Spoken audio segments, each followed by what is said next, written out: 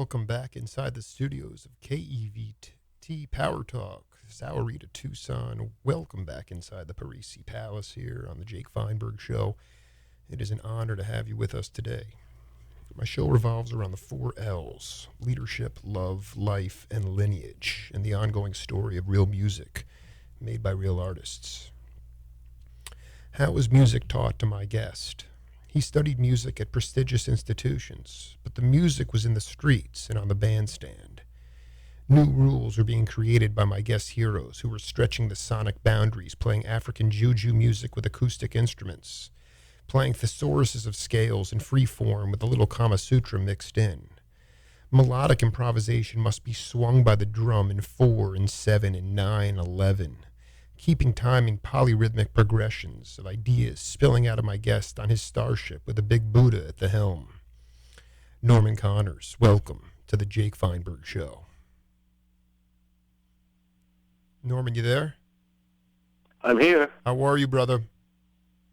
I feel good. It's a beautiful day. I'm in Philadelphia. It's a beautiful day out.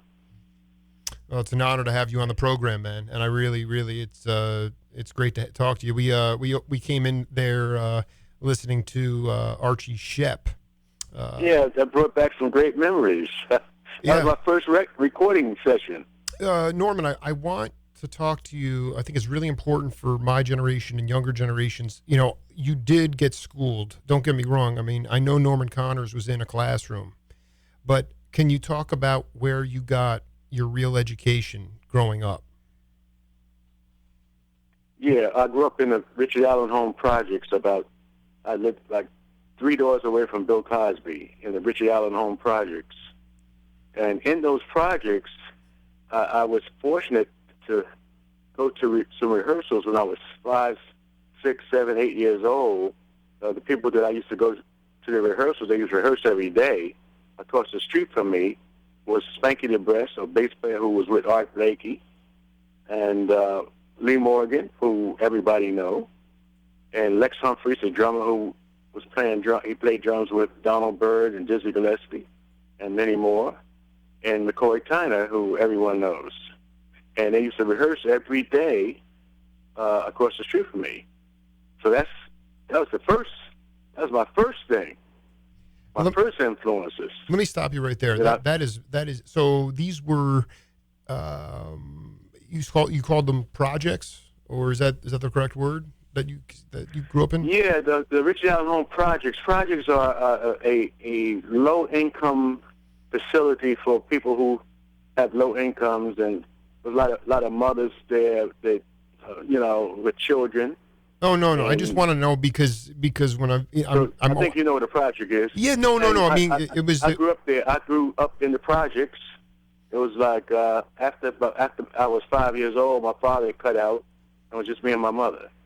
When I interviewed the Crusaders, like in Houston, they were referred to as wards, and so the projects. I'm just trying to get. I really want you to talk. This is so important, man. What were you observing? Those guys were making up the rules. There were no jazz schools at that time. I mean, can you talk about something when you either witnessed it or even played it, when you knew that you were expanding the language of, I hate to use the word jazz, but when you were growing that language, you really were in the pocket there. And I wanted you to talk about a time that you could remember when you were learning from those guys. Well, I'm going to tell you, in Philadelphia, there used to be a theater called the Earl Theater.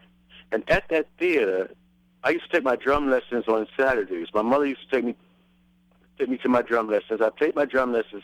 This is when I was 5, 6, 7, 8 years old. And I used to take my drum lessons for a couple hours. And, drums and percussion and xylophone and all that kind of stuff. And then she would take me, we'd have lunch, and then she would take me to the Earl Theater. The Earl Theater was a theater, something like the Apollo or something like the Uptown Theater in Philly, but it was a theater that played a Tarzan movie at the beginning, and then after the Tarzan movie, the stage becomes black, and out every week it would be people like Duke Ellington, Count Basie, Cab Calloway, Sammy Davis Jr., those type of things. uh, uh, those type of people. Absolutely. And that's where.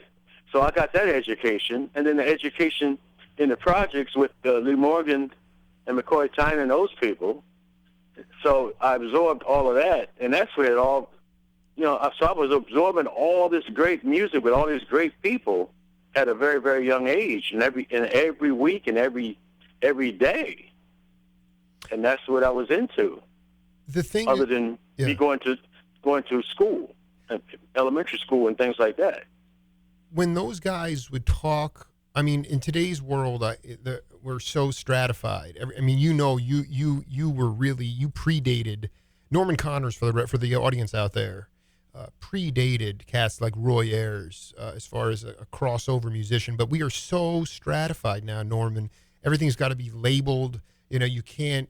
You want to do a homage to John Coltrane, and they're like, the company will be like, well, what kind of music is it? And you say, well, it's gospel music, and they say, no, gospel music refers to Christian music, when we all know what gospel means, right? For Train, so you have to put it under jazz. And I just want to know if those guys ever even used labels, or if it was so out of the Duke Ellington school of good and bad. Because to me, jazz is a confining word. And that's why music is confined today, on top of the imbalance and digitization. So, you riff on that. Yeah.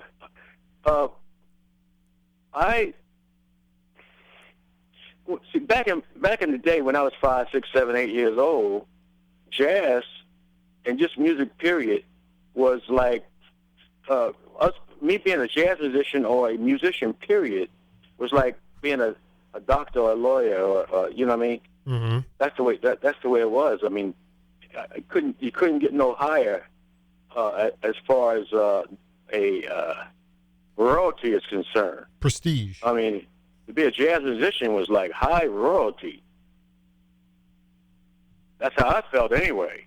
Right. And that's the way it was. That's the way the feeling was back in those days when I met Miles when I was 13 years old, and I used to see Horace Silver, Miles Davis, Cannonball, all those great people, all during my teenage days, because they had 2 clubs in Philly called the Showboat and the Peps, and they were a block away, and all these great guys would come in for a whole week and perform for a whole week with a matinee on Monday and a matinee on Saturday.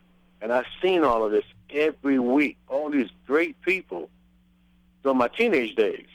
I told you about my days 5, 6, 7, 8 years old with Duke Ellington and all those great people, Lionel Hampton, Billy Eckstine's big band. I mean, it was just unbelievable. So absorbing all this great stuff, all this music was in me. So when I got to New York, I knew everybody. And I knew everybody, and I absorbed everything, and then I got a scholarship to Juilliard, and I went to school, and I was hanging out in the village at nighttime, and I'd go uptown where the organ guys were, the Jack McDuffs and the Jimmy Smiths and the people like that, Lou Donaldson and all those kind of people, and I played with that, and then I finally got downtown, and I started playing with Jack McLean and Sam Rivers and people like that, and Pharoah Sanders, and the rest is history.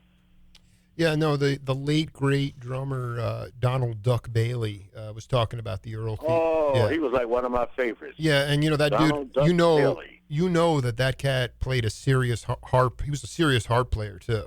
He could play harmonica really well, on top of being a drummer. But I mean, you went up to Small's Paradise. Would you sit in with Jimmy? I mean, did they? That's what I'm talking about, man. I got the gig with I got the gig with Jack McDuff. George Benson was just leaving the band, and I went on the road with Jack McDuff. That was my first major gig in New York with Jack McDuff. We went on the road. Can you talk about that experience? Ellis was the saxophone player. Wow. At the time, wow. And wow. It was just a great band. I mean, Jack always had trumpet, saxophone, guitar, the organ, like myself. Larry McGee, who took George Benson's place, was the guitarist. He was from Pittsburgh. And it was just great going on the road with Jack McDuff. And at that same time, I worked with Larry Young, who was was a great organist, and I worked with Lou Donaldson, who had an organ in his band. So I was getting that experience. I got that organ experience before I started working with people like Sun Ra and Marion Brown and Archie Shepp and Farrell. Okay, so this is from a non-musician's point of view, Jake Feinberg, not a musician. Okay, because those cats, I mean, before you became a leader and you were playing what we heard with Archie or stuff with Farrell, and even Larry Young was an organ player who would play out too. How did playing with the organ grinders and the McDuffs, how did that prepare you to develop rhythm in a free setting? I mean, how were you able to transition, and how did those organ experiences help you?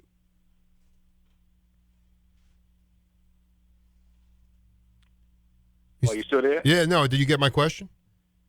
Yeah. Yeah, go ahead. Yeah, you're saying how to play with those organ grinders, those organ guys. Yeah.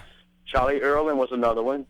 How did that influence or help me with the free? Yeah, people I mean, like the because Sun Ra's and the because even that music, and the Archie Sheps. yeah, because when I listened to that, I mean, yeah, go ahead.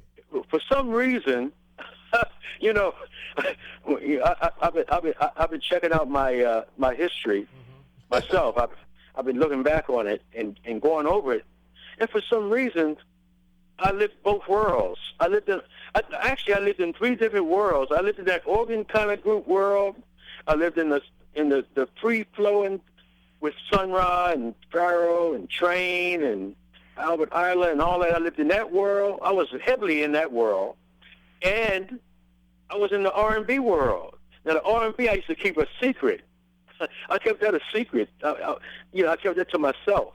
But I was into Aretha Franklin and Ray Charles and the stylistics. I mean, the Dolphonics and the stylistics and the Temptations. I was like heavily into that too, but I would never tell nobody about that. But I was into it. So when I started recording, I said to myself, when my first recording, The Dance of Magic, was more like, it was a mixture of Farrell and Miles and Train and all of that. That was my first 2 or 3 recordings. But after that, something came over me, and I said, well, what about the love that I have for Aretha Franklin and the OJs and the Temptations and Marvin Gaye and all those things, Sam Cooke, and I want to incorporate that. So that's when I started to add vocalists to my thing. Oh, that's fast. And so first of all, I would go back because when I used to watch Duke Ellington, although he would lead the band and play all this great music, this big band music, but at the end of his show, he would have a singer come out in a gown, and I always remembered that, and I said, that's what I want. Because when I saw Duke Ellington for the first time, I wanted to be just like him. And when I met Miles Davis, I said, oh, that's it. I want to be just like Miles. I thought about Duke Ellington and Miles, and I wanted to be a combination of all of that. And I would watch Art Blakey and Max Roach, and I wanted to be all of that. It's like real weird, but that's what I wanted to be. And I was so influenced by Herbie Hancock and McCoy Tyner and Oscar Peterson. And I know all these people are different, but I was influenced by all of it. Well, no, I mean, I think that's why I love talking to you. I mean, I talked to Howard Johnson, the great tuba player, and he was just, kind of a master of all trades, because in '72 he was playing with Taj Mahal and Archie Shepp, and you were doing the same kind of stuff in the R&B world, crossing over. I mean, to me, it's an intoxicating thing. I'd like you. I know Howard. Of course, I mean, we played together. We played together before. Yeah, Howard. Yeah, you played with. Very nice. Very nice man and very talented. Can you talk to the audience about the experience of playing with Train? Oh my God! I got a chance to play with Train. I think I was 16 years old at Peps. I think Elvin Jones went to jail. Right. And I got a chance to play with Train. He was using 2 drummers at the time. I think Rashid Ali, and the other drum chair was open. And there was a couple other drummers that I think that got a chance to play too. But I got a chance to. That's where I met Farrell. He was playing with Train, and that's when I really got a little close to McCoy Tyner myself, and Jimmy Garrison. I got real close to those guys, and that's, oh man, it was unbelievable. That experience was like one of my greatest experiences in the world. And I was scared to death that when I first started playing with Train, he played impressions so strong and so fast. I thought I was going to die. But when he went into my favorite things, I was right at home because I had practiced that way, and I was like very influenced by Elvin anyway, so I had that down. And so when I came to New York, I think Farrell remembered me, and I was playing with Archie Shepp, and then I think I was playing with Archie Shepp at Slugs, and then someone passed a note saying that John Coltrane had died, and that's when Farrell had called me to join his organization. Can you? He had Fields of Big D at the time, and he had great. We played some great concerts and great gigs together, Europe, all over the place. It was just playing with Farrell was just great, and I never wanted to leave. I always wanted to be with Farrell, and even when the record companies came after me and wanted me to do, wanted me to sign a contract with them, I told them I didn't want to leave Farrell. They said, "You got to leave Farrell. You got to do your own thing." I said, "No, this Farrell thing is like heaven. Mm-hmm. I don't ever want to leave Farrell Sanders." Why can you go deeper? Why was it heaven? Why did it feel? The feel was so good. Say it again. Why was it like heaven? Why? Because the music that Farrell was playing and the feeling that I had with him, and the music that we played was just so intense and so beautiful. I mean, it just couldn't get no better than that. Mm-hmm. I mean, it was some of the greatest music I ever played in my life. I mean, it's just unbelievable. I'll never be able to. I can't really explain it. Yep. And the influence and the just the feeling that we had on the people, and everybody loved. I mean, everybody used to treat Farrell as if he was some kind of god and all that. It was just so. It was just so great and so beautiful. I mean, it just couldn't get no better than that. Only thing that was better than that, well, not even better. I wouldn't think better, just different. But on that kind of level was John Coltrane. Right. When I used to listen to John Coltrane and then I listened to Farrell, it's like, oh my God, this is it. To me, that was it. I couldn't go no further. Do you think that those guys? I've talked to other guys in all different genres. Again, I hate labels, but so many guys, when they realized that they were viewed as a deity and they knew they were just a human being and they were fallible and had faults like anybody else, it really weighed on them a lot. Do you think I know Pharaoh's still doing his thing, but do you think like with Train, and Pharaoh, because they knew how imperfect they were despite being burning players, did it wear on guys like Train and people like that they had to live up to some kind of otherworldly? I can't really answer that as far as John Coltrane is concerned because he didn't talk much. John he always practiced and played, and the horn was always in his mouth. Even I used to go out to his house and play with him. He never. Alice had to kind of like stop him for a second and let him know that someone's here to see him and play with him. And I mean, he never talked. John never talked. He just played. And you could tell if he liked you or not just from the intensity that how he would play and keep playing. I mean, if he didn't like it, I'm quite sure he would just stop and say something. But he just never talked. This is interesting. I have no idea where he was. This is beautiful. I just know that the notes that he chose, that it was just some of the most unbelievable notes. And I talked to Miles. I used to go to Miles' house every day. He used to treat me like a son. And Miles said that Train was so much different than him, but so much like him, and the fact that although Miles used to play fewer notes and Train played a lot of notes, Miles said the notes that John picked were some of the greatest notes ever that anybody could ever play. And he said that John Coltrane was his favorite horn player. And when they separated, Miles said he was very sad for a long time. And the only person that came kind of close to that, where he kind of like got back into a certain type of appreciation and groove was Wayne Shorter. Norman, maybe more so, would you say that both, Miles, the late great Howard Rumsey from, I don't know if you ever got a chance to play at the Lighthouse, but the Rumsey was talking about even in the 50s when Miles was really just getting his career started. He stayed at his house for a week, and he called him. He always said he was a very lonesome person. Do you feel like him and Train specifically, they were really communicating in a nonverbal medium? I mean, Train's primary mode of communication was through sound. Do you think that's fair to say? Yeah, well, I guess being a musician and being great like those guys, being great, period, I guess it's a lonely life. I mean, it's a lonely, beautiful life, I think. And I don't know. Those guys are so great. I mean, they're still, between Miles and Trainer, they're like gods to me. So I don't know what to say. No, I mean, I think more to the point, like Miles actually, you knew these guys, someone like Lee Morgan. I mean, this is unbelievable that you were able to have direct contact. But, I mean, like, Train,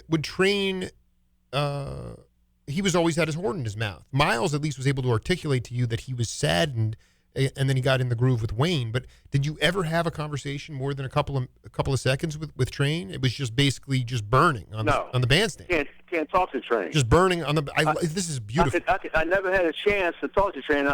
Plus, I was scared of him because he was like a.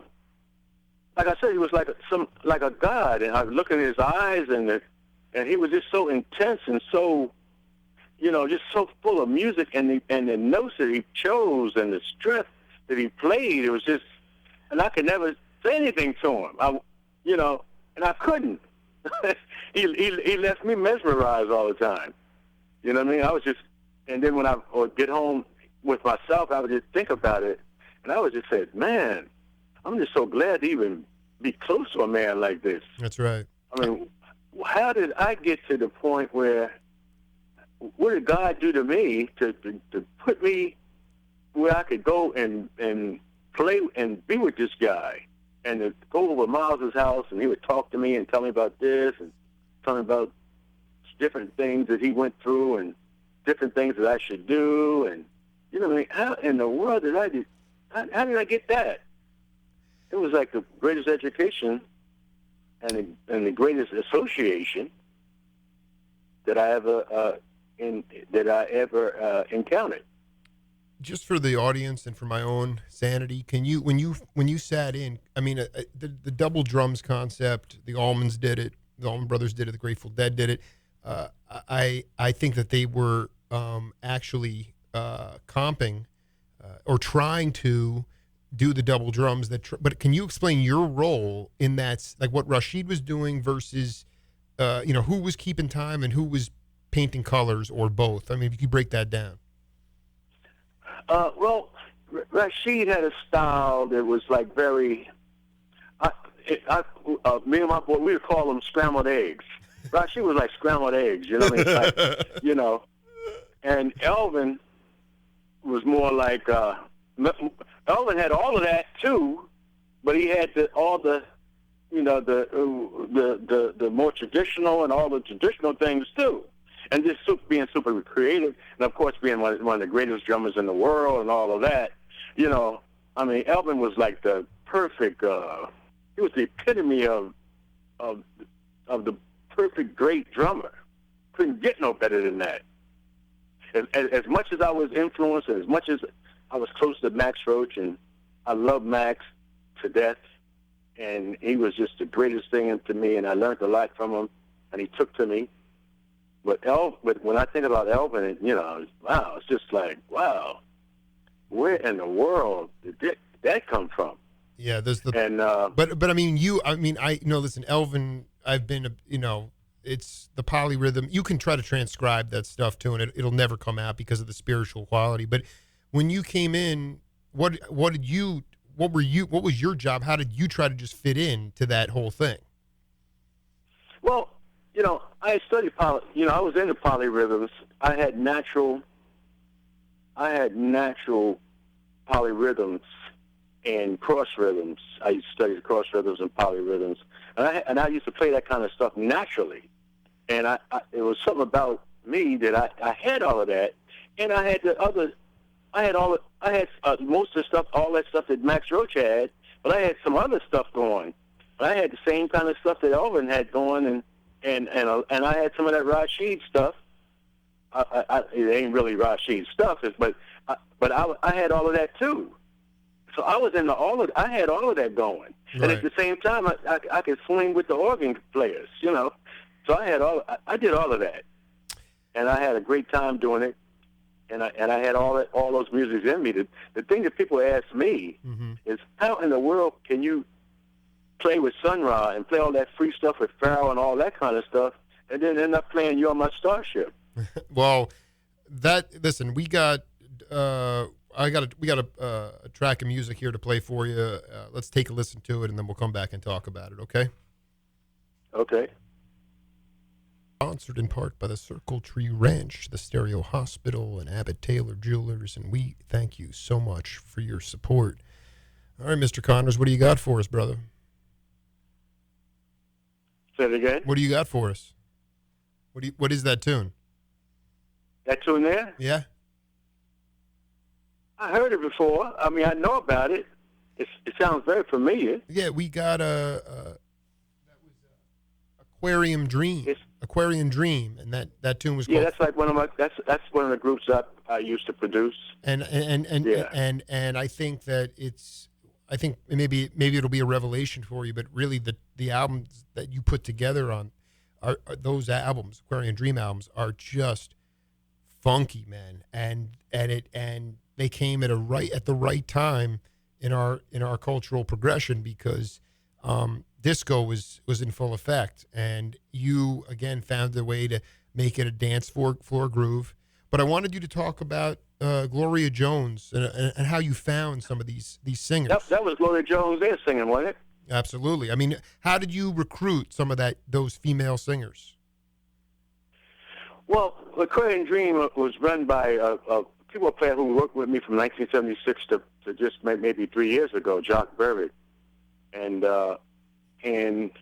he had Aquarium Dream, and he introduced me to them. And when I heard them, I said, "Well, this is a great group." So I wanted to help them and get them. So I did their first 2 or 3 albums on Buddha, under my production company and so forth, and I got them going. I thought they had a very, very, very great sound. And although it was different than what I was doing, but I just loved it because I loved all types of music. And I thought they had a great group sound, and they were in the pocket, almost like the Kool and the Gang had this sound, and Earth, Wind and Fire had this sound, but the Aquarium Dream had a sound, and they were just starting. And I thought, I wanted to see them go on and do their thing, but I thought they had a lot to offer. So I did the best that I could do, and I brought some arrangers and different people in, Reggie Lucas and Tume, to help me with some of it later on down, after we did after I did 2 of them. And I just thought it was just some very interesting music, and I thought Aquarium Dream had a great future. So that's where that was. Well, I think that in some ways it stands up almost better today. Maybe in the moment you don't even realize it. When I was talking to Dr. Lonnie Smith a couple months ago, you mentioned Jack McDuff, but I really want to ask you, Norman, could you tell me the difference? Maybe it'd be hard, I don't know, but what's the difference between being a soul R&B drummer, especially that Philly soul, versus a jazz drummer? Can you differentiate between the two? Well, yeah, I can differentiate between the two, but now you okay? These 2 drummers, what's the music? Who's the group? It depends on what music they're playing and who the group is. Okay, so let's. So what do you ask? Yeah, no, I like how you. Who's the group? Good for you. I like how you throw it back at me. Let's do Sonny Stitt, Don Patterson, organ trio, and then we'll do like what you just talked about, Earth, Wind and Fire, Kool and the Gang kind of stuff, early 70s, even Slewfoot, that kind of stuff.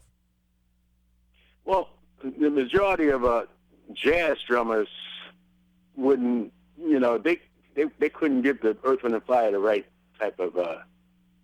They couldn't give it. They're not cut out for that. Right. Why not?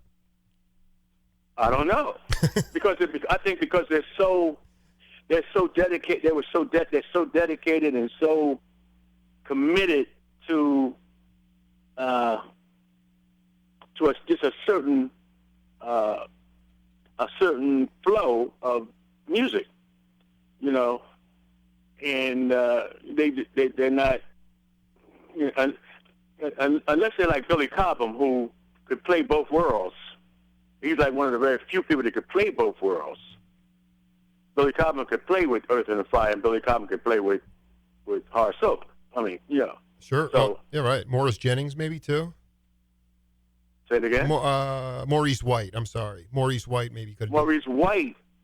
I know he used to play with Ramsey Lewis Trio. That's right. I know he could play that, and then he was part of Earth, Wind and Fire. He wasn't necessarily drumming with Earth, Wind and Fire at the time. Mm-hmm. He was more like singing. Wow. Which I thought was amazing. He came a long way.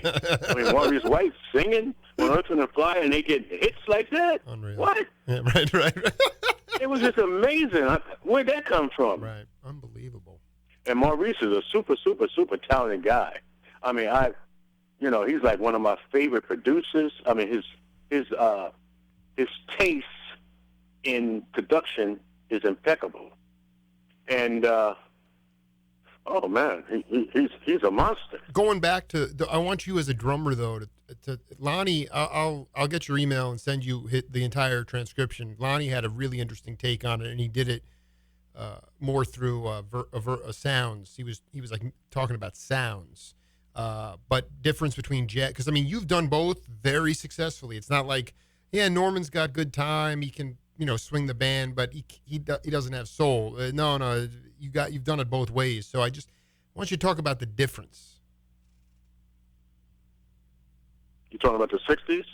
I mean, is that what you said? Yeah, I'm talking about the difference between a jazz drummer and a soul drummer, and how the differences between those. Well, it depends on the drum.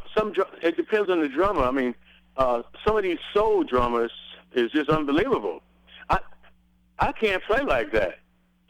Some of these soul guys, I mean, some of them guys I was working with were playing with James Brown and Wilson Pickett, and oh my God, Stubblefield, that takes a certain kind of guy.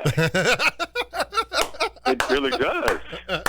What kind of guy? I mean, I want to go deeper. I know. I talked to Stubble, Jabo Starks. Yeah, those guys are they have the Ziggy Modaliste, but Connors.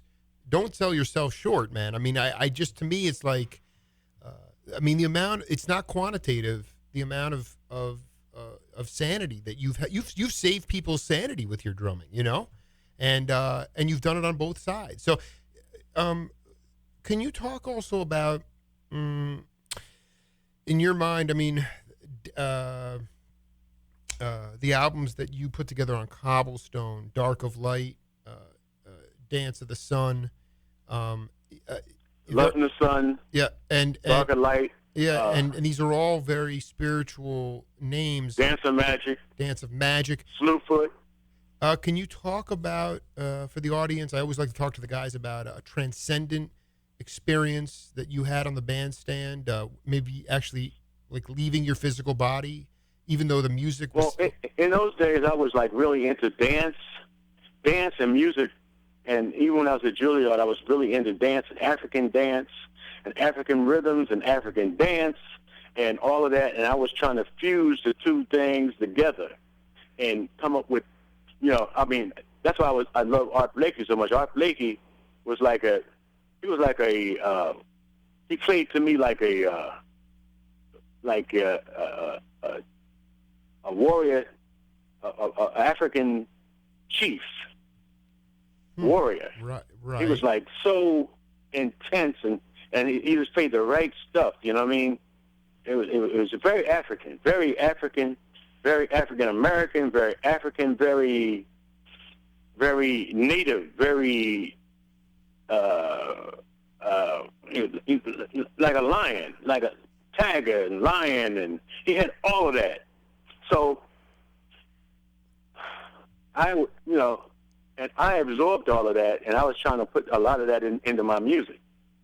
I was very influenced by that world, all that, and I was very influenced by like music from the Pygmies and I in my African studies and things like that. And when I got with Pharaoh, we played some of all of that. Working with Pharaoh was like a great experience for me. And like I said, I never wanted to leave him, but I had to go and do my thing. So when I did leave, and I did my first record, The Dance of Magic, which incorporated a lot of that, but I had my own sound in there too. And I utilized Herbie Hancock, who played different with me than he played with like Miles and played with some of the other people. But Herbie was like right on in there with us. It was just unbelievable. And Gary Bartz was like one of my favorite guys. And Gary playing that type of music, when we played the Betcha by Dolly Wow and tunes like that, Gary played some of the most perfect solos there ever was. But he played some of the most creative and best solos on the other type of music. Yeah, no, the stuff that he played, I wish we had time to play this. He just burns. On the Slewfoot album, Gary is on fire. All those albums are, I want people's ears to expand. And I think my question is, one of the gratifying things about working with Pharaoh as a leader, I'm asking you this, is he allowed you to actually get some of the work that you had been trying to fuse together out of your system live on the bandstand for the first time. Exactly. Okay. Right. Good. I'm glad I'm reading. Norman, I got a chance. Yeah, go ahead. I got a chance to Pharaoh gave me complete freedom to go and be who I was, who I am, and who I could become, and he let me do all of that. I even sung with Pharaoh. Even when Leon left, I even sing now. I sing The Creator Has a Master Plan. I do all of that. Where are the tapes of? Do you have the tapes of you singing with Pharaoh? We need that. Yeah, I used to sing from the drums. Norman, I'd like to have you back on the show for another hour in the near future, if that's possible. We just have a lot more to cover, and just consider this sort of the. Oh man, it's a lot. I'm celebrating my 42 years now, and we're performing in Philadelphia at the Clef Club. I don't know, on Saturday, August the 20th. 2 shows. I mean, you have no idea. Some of my dearest comrades were from Cherry Hill. We took the Ben Franklin Bridge in incessantly. I'm an East Coast cat, but I won't make it. But what I'm saying is, thank you for letting me be myself and going there with me, because as a non-musician, I'm just trying to push this spiritual knowledge on to future generations because of the imbalance with digitization in music today. And it's only from cats like you who learned from the original masters and the art. And I want to go deeper into the Art Blakey tribalism, African warrior chief. Next time we'll hit that. Okay. Okay. All right. And I had a ball, man. I really appreciate you taking the time here on the Jake Feinberg Show. I appreciate the interview, and I had a ball. I like your questions. Yeah. And I never had a chance to answer some of these particular questions. Yes. I've done thousands and thousands of interviews but your questions were, you're going to look just a little deeper inside of some things, and I appreciate all of that. And I also want people to get to know the Norman Connors, not Pharoah Sanders or Archie Shepp. Those guys are great, but I want people to know about you. So bless you, brother, and have a great day. And we'll be in touch. I'll get you a copy I'll get your email and get you a full audio copy of this interview. Okay. Okay. All right. Cheers. I had a ball, and peace and love. And don't forget, we're in Philadelphia Saturday, August the 20th at the Clef Club. Oh, I'll advertise it, and after that show, we'll do part 2. Okay. Okay, we do part 2. Yeah. Okay. All right, bro. Have a great day. I'm looking forward to it. All right, Thank you very much. All right. Peace and love. Peace and love. We'll be right back on the Jake Feinberg Show.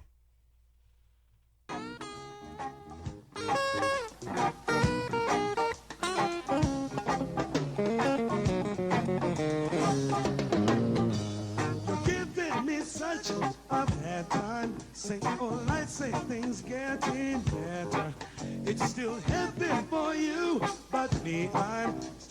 better off and you're no better. Talk the fear of the black and white, right? And then they throw you away.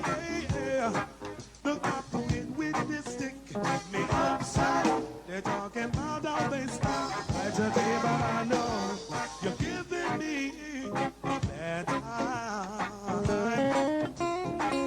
I know you're giving me such a bad time. You're giving me such a bad time. Yet you've got such a vicious tangle. Then you trying for separation. Although while I see tissue, you strangle. And then we knock off those big boys quickly. We fire up every gold for you. The Hollywood life so sick.